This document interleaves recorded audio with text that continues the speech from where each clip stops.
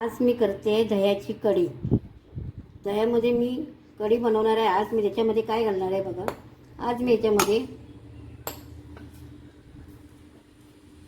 4 हिरव्या मिरच्या, 2 लसणीच्या पाकळ्या, थोडेसे धणे आणि हे ओलं खोबरं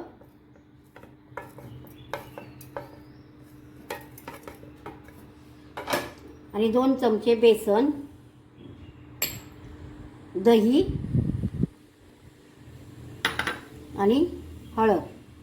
आता हे मी वाटून घेते। पाणी लागलं तर मी थोडं पाणी घालणार आहे त्याच्यामध्ये। पण दह्याची कढी करते वाटण टाकून। आणि आता मी याच्यामध्ये तेल गरम करत ठेवलेलं आहे। लसूण, हिरवी मिरची,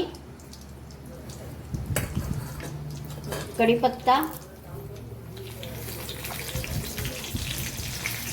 जिरं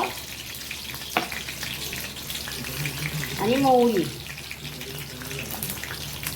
ही चांगली भाजून घेतली की आपण त्याच्यामध्ये आपण दही आणि खोबरं टाकून थोडंसं बेसन, दही हे करून वाटून घेतलेलं आहे। आणि आता याच्यामध्ये आपण ही मिक्सरला लावून वाटून घेतलं होतं खोबरं, ओलं खोबरं, बेसन, दही। हे बघा, ही आपण ताकाची कढी करतोय।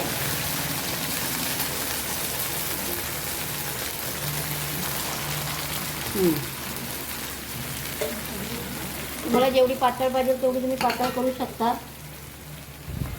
वाटताना आपण त्याच्यामध्ये बेसन, हळद, ओलं खोबरं घालून वाटून घेतलेलं आहे। हिरवी मिरची आणि लसूण आणि धणे यात आपण चांगली उकळी येऊ दे त्याला। चवीनुसार मीठ घालते। चवीनुसार त्यात मीठ घालते मी आता।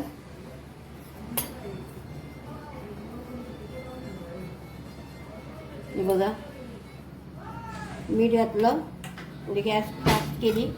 ही आपली ताकाची कढी रेडी आहे। आता याच्यामध्ये 2 कोकम घालते आहे। हे बघा, दहीला उकळी आलेली आहे। आता आपण याच्यामध्ये कोथिंबीर घालणार आहोत आणि कढी फुटायला द्यायची नाही।